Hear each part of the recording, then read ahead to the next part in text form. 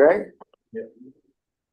Call this meeting to order of the Topsham Select Board. It's May 7th, 2026, and we're in the Donald A. Russell Meeting Room. Will you please rise for the Pledge of Allegiance?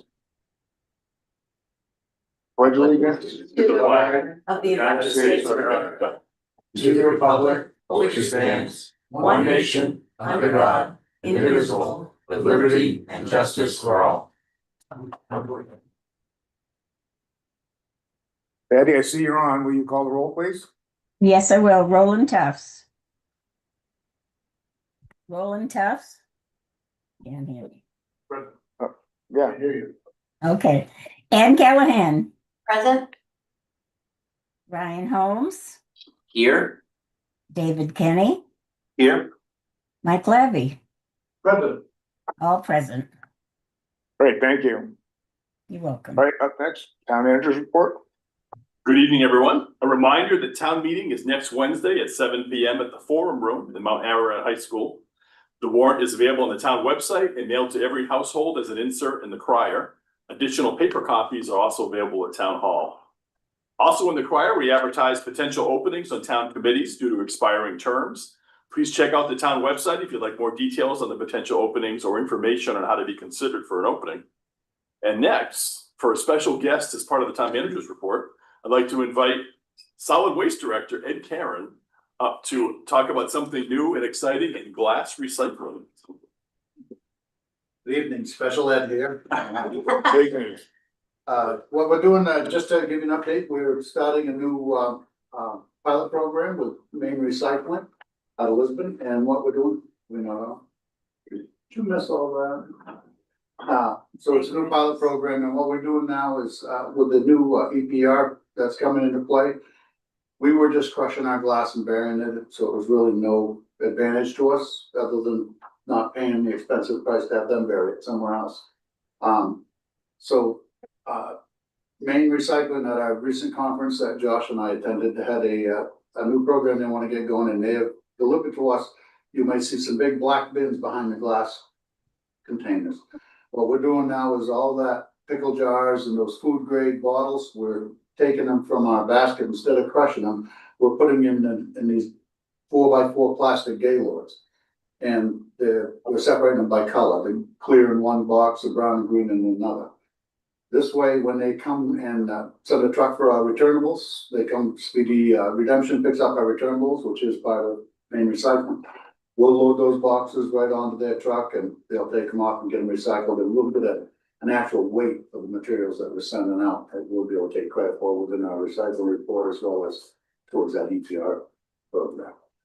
So far, it's going pretty good. We're filling pretty close to a tote a week of glass. They don't want it crushed. They just want it broke, loose glass. So we have to keep an eye on it. And what we're doing is the things that are what I would consider undesirable in there, as well as candles and other types of glass, we're actually still crushing, but it's amounts to very little now. So it's really kind of nice where we're capturing all that weight. So that'll help us in the future on our numbers.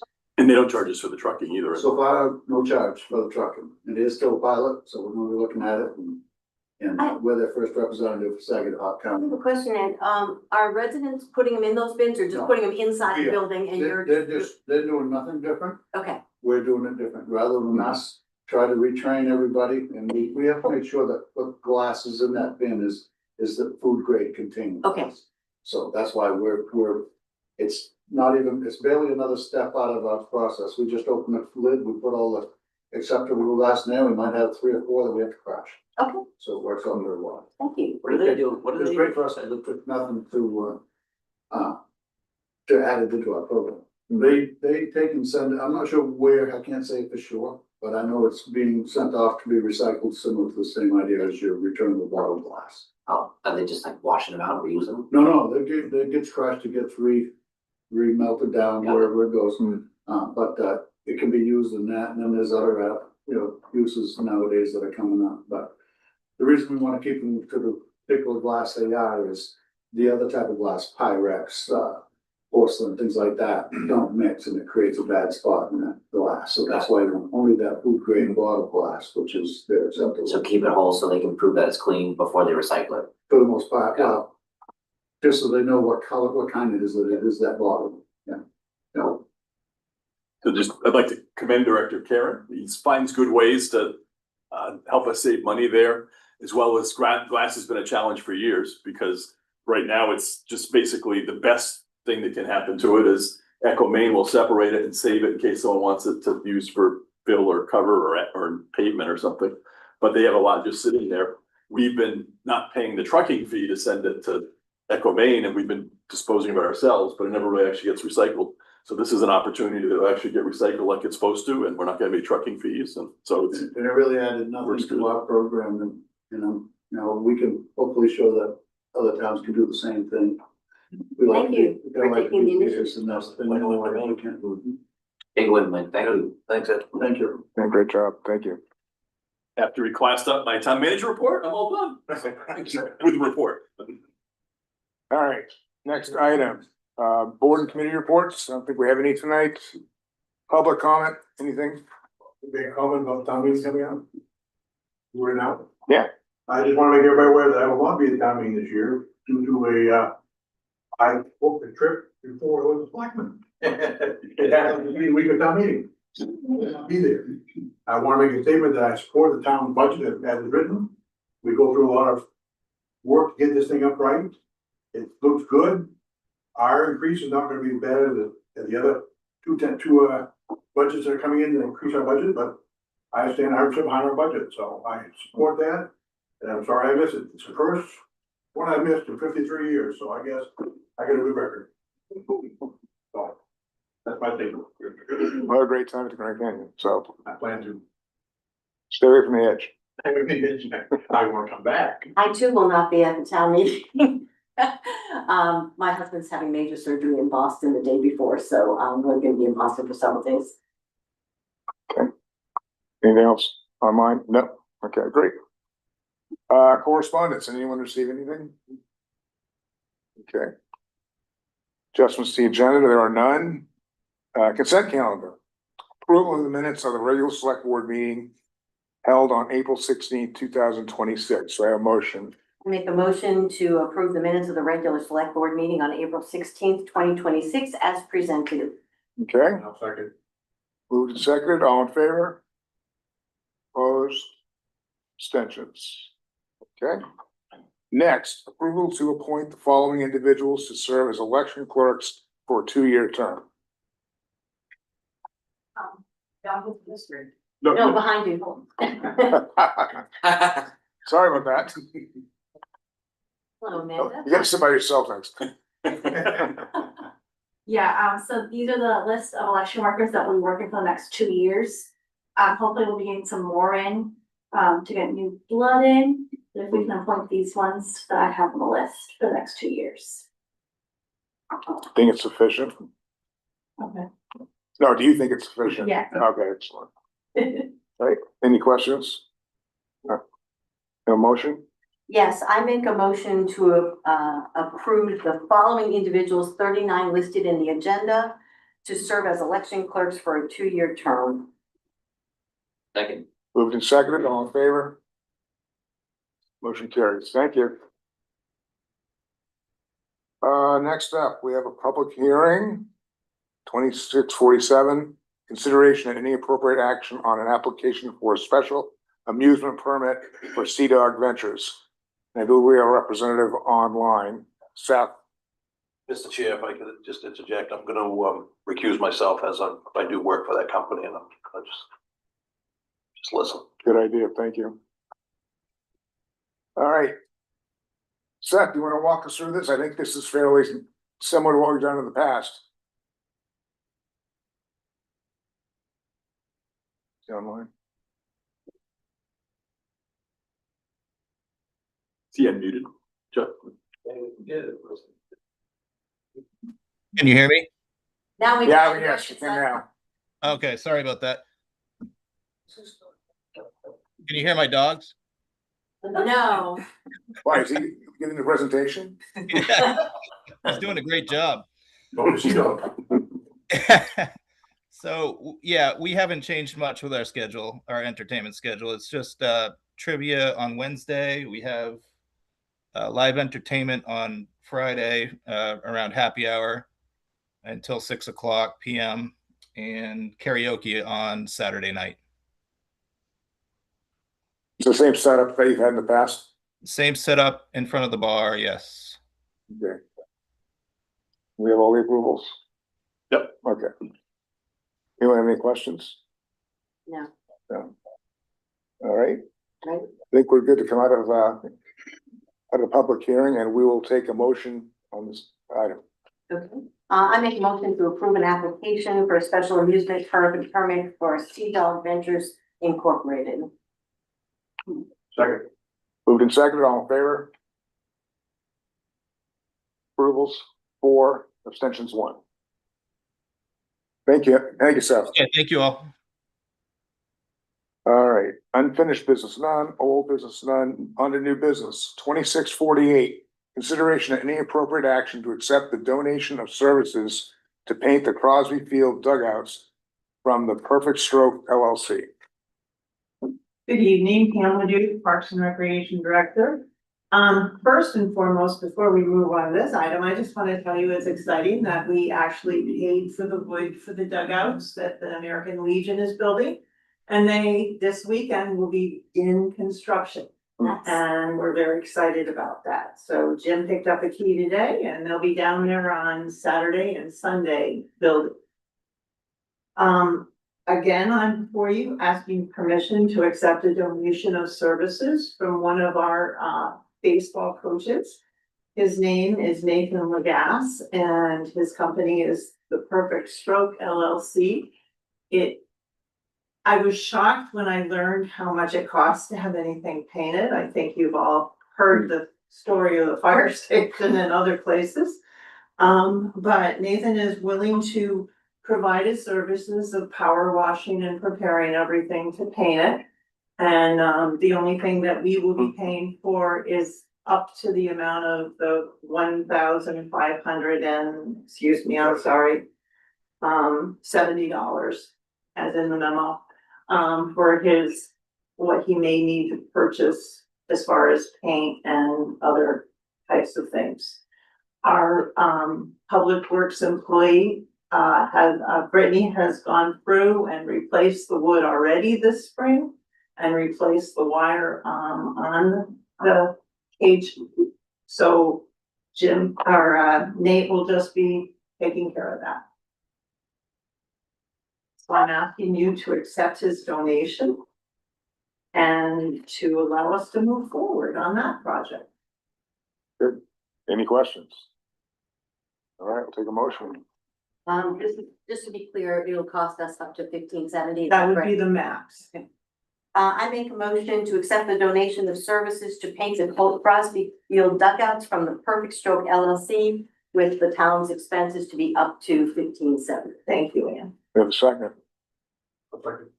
Moved and seconded, all in favor? Thank you. Yeah, thank you. Thank you. Good night.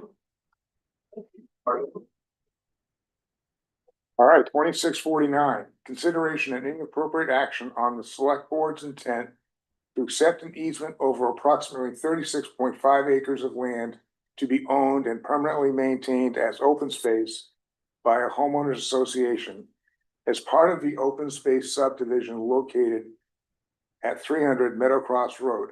Any final motion on acceptance of this easement shall only follow a final recommendation by the Conservation Commission and shall be subject to the condition that the proposed easement be reviewed and found to be acceptable by the town's attorney at the applicant's expense.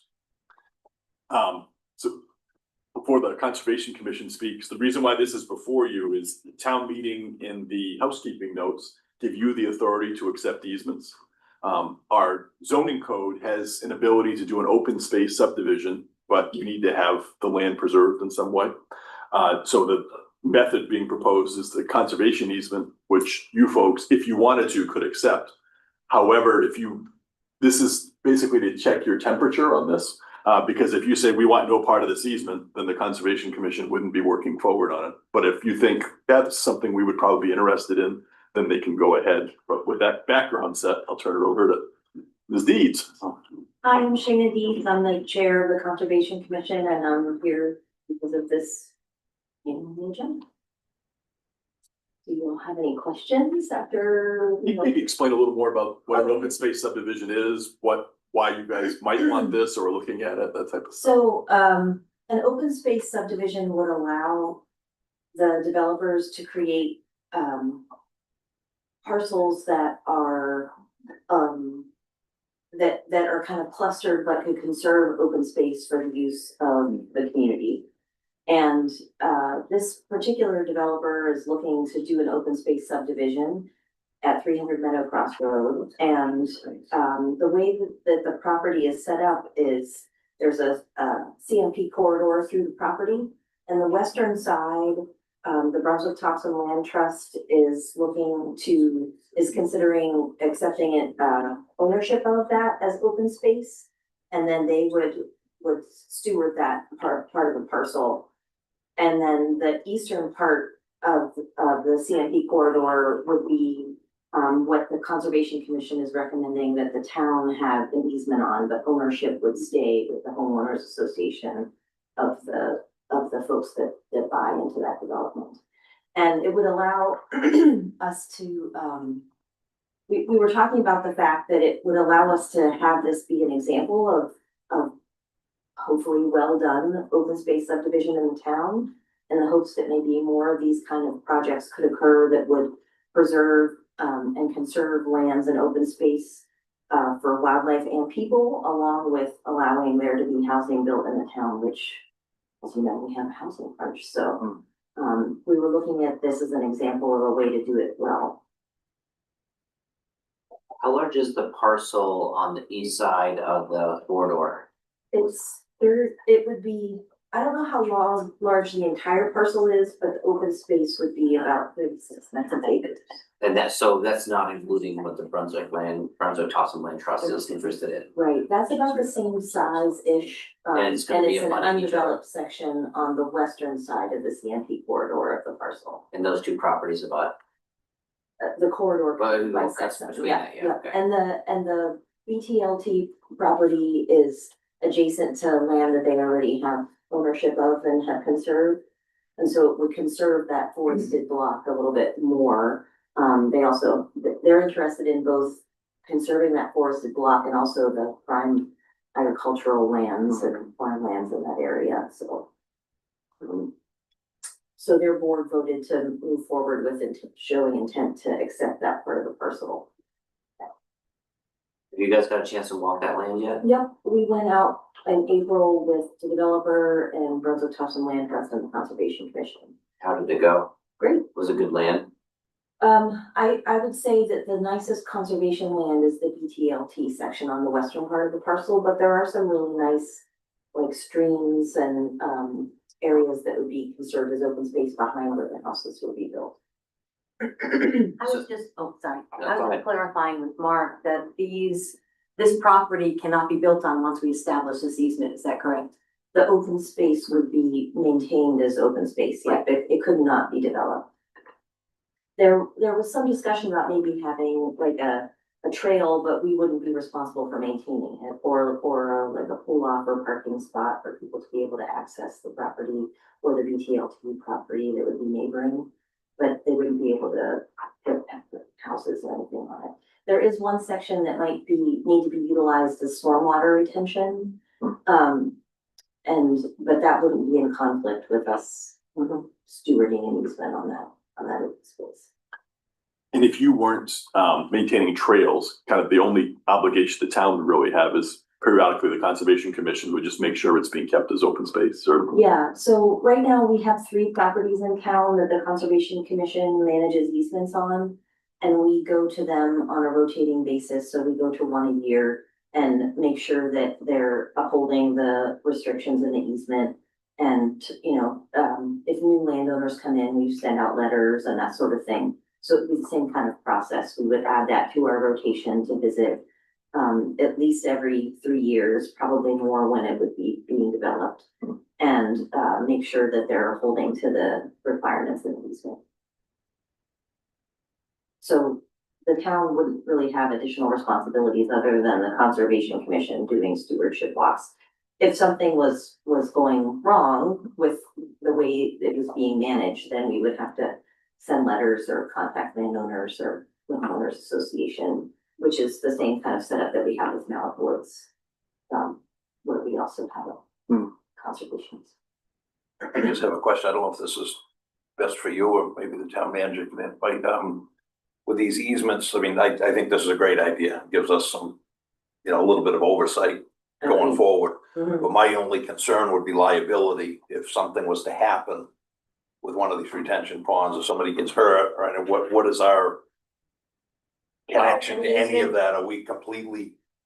Doesn't an easement remain the property of the? Right, I just. So they're liable, it's not. That's what we're recommending. I just wanna- Just use of, not ownership of. Okay. But where we could potentially incur liability if we were maintaining the trails or something, but since we're not planning to. Anyone can sue anyone for anything, and our general insurance would cover us, so Just because it's a new thing, I just wanted to throw that out there just to. I wouldn't let that be a reason not to do Oh, that, no. because I don't see much liability to the extent there is. We have insurance. So. Any other questions? So are we taking? So tonight, you're not looking to accept the easement tonight. Right, right. Because it's still easement, haven't finished going to the planning board. Basically, probably if you were gonna make a motion tonight, it would say we're open to accepting an easement, but it's not a final decision. Just basically means that you haven't shut the door on it.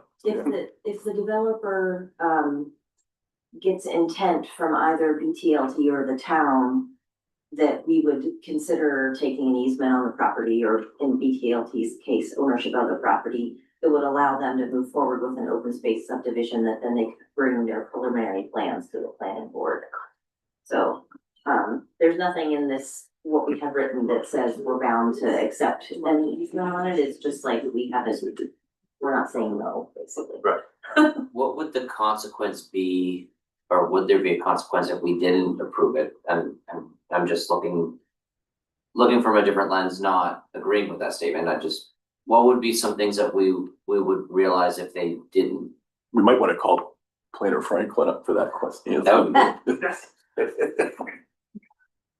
I do agree with Dave, though, that it would allow us to have some oversight over the development that we wouldn't be able to maintain. Got it. If this wasn't an open space subdivision, it was just private property. Yeah, no, and that's absolutely the point there. Because of the portion that BTLT has accepted or said that they intend to accept, that would actually be enough to go forward with the open space subdivision.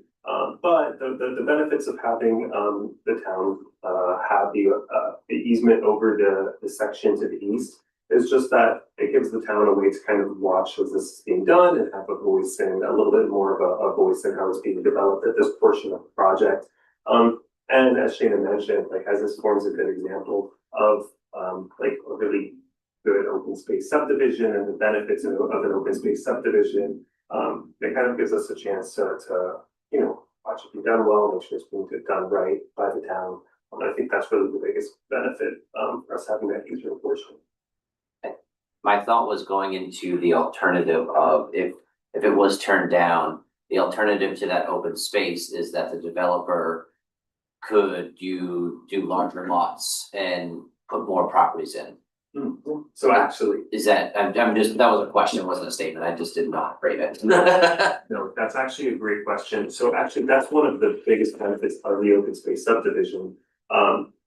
Without the open space subdivision, the minimum lot size that's allowed in R3 is 1.5 acres. So when you choose to do an open space subdivision, if you're willing to set aside at least 30% of your land in open space, then there's actually no minimum to the lot size, with the exception that if you're on public sewer and public water, the minimum is 20,000 square feet, so that you have enough room to put your well and update. So because they're doing an open space subdivision, they can actually put more lots on. So in a way, it creates a little bit of the best of both worlds, where you're getting more units, but the trade-off, which I don't think was a trade-off, is that property actually gets more green space that the residents can enjoy, and that the town gets to maintain in perpetuity. So you get more housing and you get conservation at the same time. So if I'm hearing that, it's a win and in the form, let's think of it in tax revenue purposes. A larger lot with fewer houses will draw in a certain amount of tax revenue. But if you have more houses on smaller lots, that tax revenue may not be lost, is what I'm getting at. And we still have the open space. So the wins are all across the board, essentially. That's how I see it. Okay, I wanted to clarify that, just offer a different perspective from it for anybody that's listening or thinking about other things. We always have people that agree and disagree, but we need to offer up every perspective possible. But I think in this realm, by doing that, we're showcasing that it is a win-win-win-win all across the board. The other thing I bring up too, is also just the, as this is going in the R3 zone, which is a rural zone, usually, there's a concern, for understandably for many people about the rural characteristics of those areas, especially when you start to bring up smaller lots. And I think one of the benefits of the open space subdivision is that as you're putting in those smaller lots, you're also required to maintain a lot of that open space, which allows you to have those smaller lots, but maintaining the rural characteristic, that area is, used to. There's a lot of wetlands around there, they couldn't develop anyway. Yep, correct, yeah. So the open lots are gonna be basically wetlands and expanded over to the open lot. Basically. The VTLT section west of the CMP corridor could certainly have houses developed on it. It's not all undevelopable land. Yeah. The one he's proposing, a lot of wetland things land, which is nice, you can preserve it and maybe expand that footprint. Keep wetlands intact. So, not opposed to it, just there's a lot of wetlands here. And it sounds like the stakeholders would come out of this with a blueprint for future opportunities. Exactly. I think it's a great idea. Take a motion. Sure. I make a motion for the Conservation Commission to continue to look into an easement of 36.5 plus acres of land to be owned and permanently maintained as open space by a homeowners association as part of the open space subdivision located at 300 Meadow Cross Road. Any final motion on acceptance of this easement shall only follow a final recommendation by the Conservation Commission and shall be subject to the condition that the proposed easement be reviewed and found to be acceptable by the town's attorney at the applicant's expense. Just a second. Second. Seconded, all in favor? Great. Thank you. Thank you. Thank you very much. All right, 2650, consideration of any appropriate action to apply and accept a grant for nature-based mitigation erosion along Pleasant Point Road.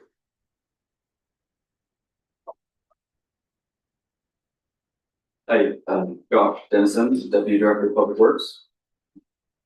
So the town had some design work done a few years ago, last year, for nature-based improvements along Pleasant Point Road to mitigate erosion. And a Maine DOT grant has come up to allow us to only match 5% of what's needed to install those improvements. So we have an application ready, asking permission to apply. The 5% fee that the town would have to pay is $9,120. And the full project would be $182,000, so $173,000 we'd be receiving from the grant, if it's awarded to us. Where's the funding for the 5% come from? Last year, we had a line in the budget that allowed $800,000 for capital improvements for a number of projects at the discretion of the select board. One of them was Pleasant Point Road improvements. Great, just wanted the audience to hear that, so. Any questions? And this is the improvement of the plants down, is Right, yep. not the rocks, but the plants, make it flat and longer, That's it, yep. or better. When we had the design work done, by Sebago Technics a couple of years ago, they identified certain areas of the road that needed what they call hard solutions, certain areas that, would have nature-based. Our thought was, as we had opportunities to try to leverage the town's money, we would apply for one or the other. This grant's very specific that they want to see nature-based solutions. So that's why, few weeks ago, and we had Sebago Technics do the final planning, so we'd be ready to go. So this is the next phase, is keep our fingers crossed, and thank you to Deputy Public Works Director Dennison for all the work putting this together, and hopefully we'll get some funding to do further work on Pleasant Point Road. That's great. All right, we'll take a motion. I make a motion, to apply for and accept a grant for a nature improvement space to mitigate erosion along Pleasant Point Road. And to fund out of the previous budget that has been pre-planned at the amount of $9,120 if the grant is approved. I'll second that. All right, moved and seconded, all in favor? Get that money. Thank you. Thank you.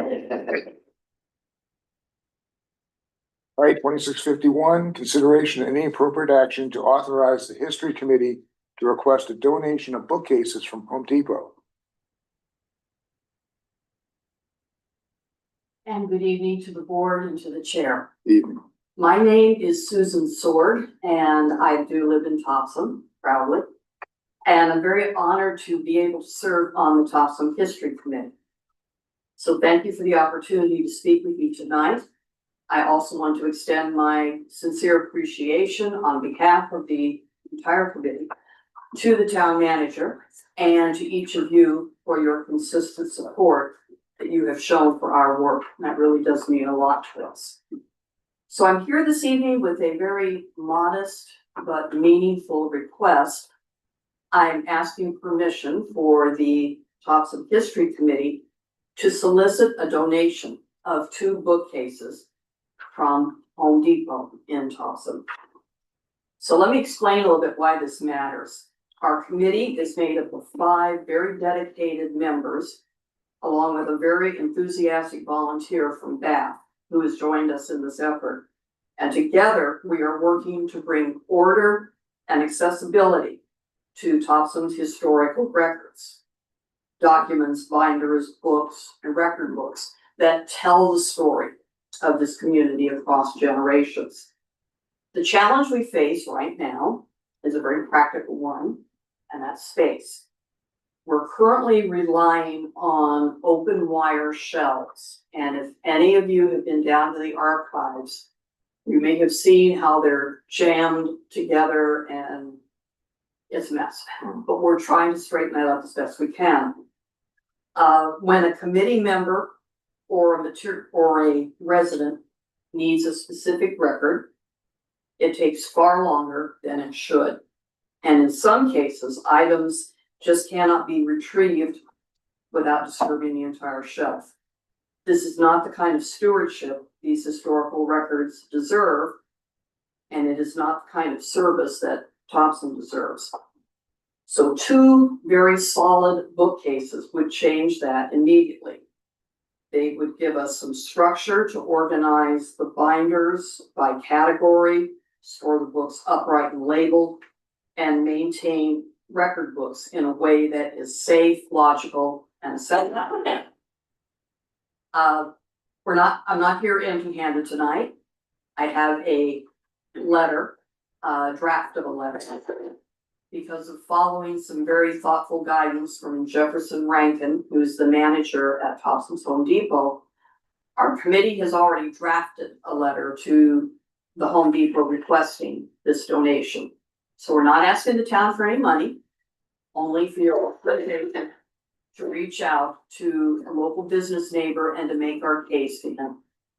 And this request fits squarely within a larger vision that we are building towards, to have a fully organized archives, set of standard operating procedures that will guide the history committee's work for years to come and down the road, at an electronic database that will make Topsham's history searchable and accessible to residents, researchers, and future generations.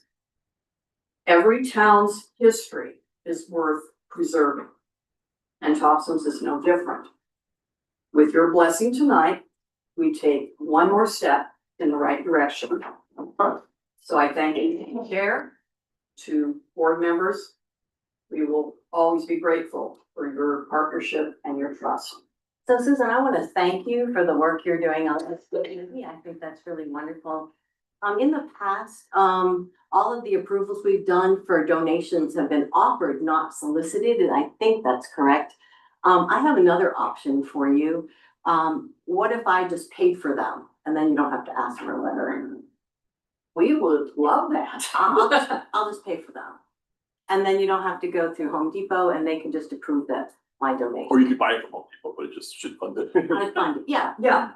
Oh, that would be marvelous. yeah, we would be very grateful. Comments, anybody? You beat me to it. Oh, you were gonna do the same thing. Pass the hat. Well, it's just that we generally don't go out soliciting from our local businesses. If they offer something, that's one thing. And so I don't know that that's a precedent we want to start, putting pressure on businesses to donate stuff. Okay. What are your thoughts? I mean, I'm just like, everybody's okay with me, just paying for them? I think you just changed the motion to accept the donation from board member Callahan. Well, it just would be nice to give you the money and then not have to worry about it and not set a new precedent. I'd be happy to invest in the history committee.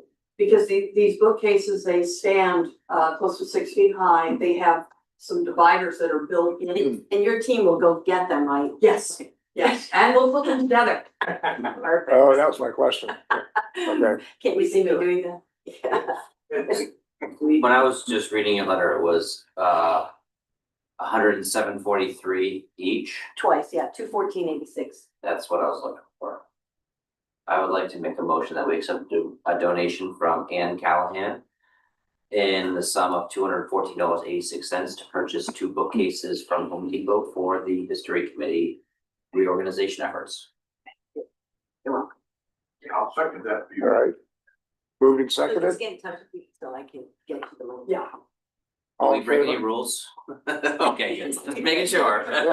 Or say anything else? Yeah. The town were by tax them, so you're. What I was gonna suggest is, yeah, you can work with your designated department, which I believe is Clerk Campbell. Yeah. She'll get you a credit card to give you purchase with, And and I'll then just- we'll just bill select member Perfect, Callahan for reimbursement. That was the great. perfect, excellent. That's why I worry about that. Very clean. Well, you kind of have to now, because I didn't include tax. Or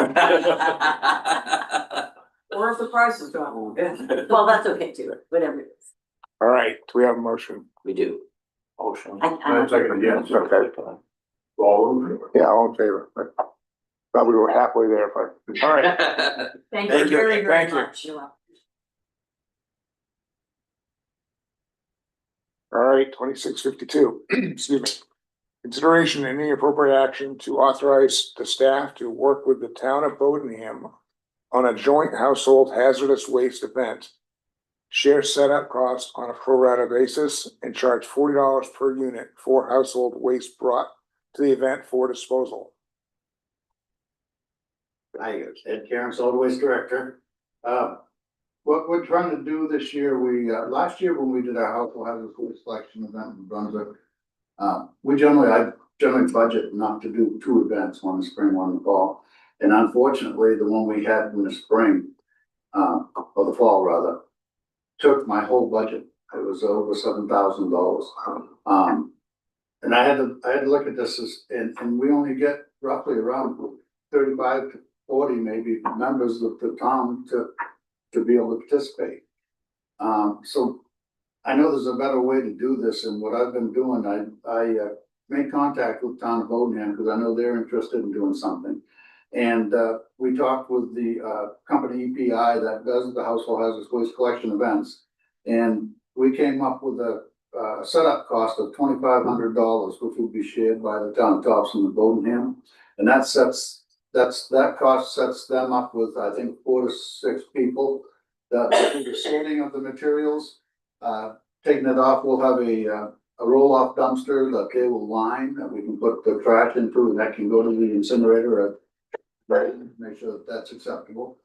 And we would do it at our own public works garage. That way, in the event of bad weather, we could be indoors and drive through the building. And we've had the experience with that with both Town of Brunswick and Bath, and it works very well for having that happen. In the past, what we've done was that all the taxpayers have paid the bill. whether you went or not. So I mean, at $7,000, those, 34 people got taken service, which was nice to get that out of the environment, if you will. But I'd rather see more of our people do it for that same amount of money or some other money. So therefore, what we're trying to do is we're gonna set up the event. Town of Bodenham is already voted to go along with us on it. We're gonna do the setup cost, and what we're gonna do is something different. Rather than the towns paying the cost of the disposal of the units or the material, the unit, as we call it, is a 5-gallon pail of liquid or 20 pounds of powder. So if you have pesticides or whatnot, or fertilizers, you need to get rid of that, would be the powder. And it cost us, with all our other disposal costs of transportation, we rounded up to about $40 a unit. It's $38.50 for EPI. So we rounded a little bit more to cover our disposal costs as well with that. And what that'll do is we're gonna be paying for it on site with credit cards. We're not gonna have an appointment where you have to call and make an appointment. It's gonna be open. Right now we're looking at, I believe you have 4 to 7 on your paperwork, but I believe it's gonna be 3 to 6. It'll be on a Friday night. August 28th is the date we're shooting for right now. If this all works out for us, I think we'll be able to get all the people in Topsham, as well as a good portion of Bodenham's people taken care of. The disposal of those other materials, I believe, Mark, as we talked about, having a certain amount. We're not gonna fully charge them, but the percentage of their people that come will be the percentage of what they pay the town Bodenham. So like the $2,500, say 100 cars show up, 40 are Bodenham cars and 60 are Topsham. We pay the initial bill, then Bodenham's gonna reimburse us for 40% of the 2,500. If it's 50-50, then reimburse us for 50%. And then the actual people coming to the event pay for the disposal. So we're basically sharing the setup costs with Bodenham. The disposal is paid by the users. Yeah. So I'm assuming Bodenham has stickers on their vehicles that just What we'll do everyone will is- be coming in, it will just. What be we'll Bodenham. do is we'll do like we've done in the past with Brunswick. In the past, years ago, every representative of town had someone there to make sure they were residents. Okay, So, but that was also because we had only appointments. oh, okay, Whereas we're gonna do this on an open basis. If you come in as a line, come back in an hour, it probably won't be. They really run through them really quickly, but within 15 minutes, you'll run through 10 people very easily. So we can get a lot of people in and out in that 3-hour time. We can check demonstration. Yeah. so Right, you gotta know the that. 5 But gallon, if it's a Bodenham resident, have the Bodenham they'll representative. be marking them off, They the percentage, right? They'll be because they're gonna wanna know too on their end how much of they're gonna be doing, so. And the 5 gallons of liquid or the 20 pounds of powder, is that $40 each? Per unit. Per unit, A unit okay. being 20 pounds or. Or 5 gallons? 5 gallons. Okay, Now, if someone comes in with a gallon or something, well, it'll be charged accordingly. oh, okay, it's gonna be prorated, We're basing it on $40 per unit. okay. And can you just, for the audience, give us some examples of what Yeah. hazardous waste? Well, a lot of them are, for instance, we do a we take back paint at the transfer station. All those paints that aren't accepted, metal paint, roofing, bituminous, asphalt, sealant, your pesticides, your cleaning solutions. That bottle of something Dad had, but I don't know what it was. A lot of different things. We've seen bottles of mercury show up. Oh, wow. So this stuff that, especially like our older generations, as they're getting older and the kids are cleaning house, they're Right. finding things like, oh my gosh, what do I do with that? We've done well doing these events and they're pretty good. The EPI goes through and they'll determine what the materials are. They'll separate them out into containers that they can ship them off with, safely. And what will be left with will just be the trash, what they drained out, empty containers and cardboard box that somebody brought or whatever that might have a little bit of oil film or something. And that, I think we can do it pretty easily with the situation, just, set up that we can do.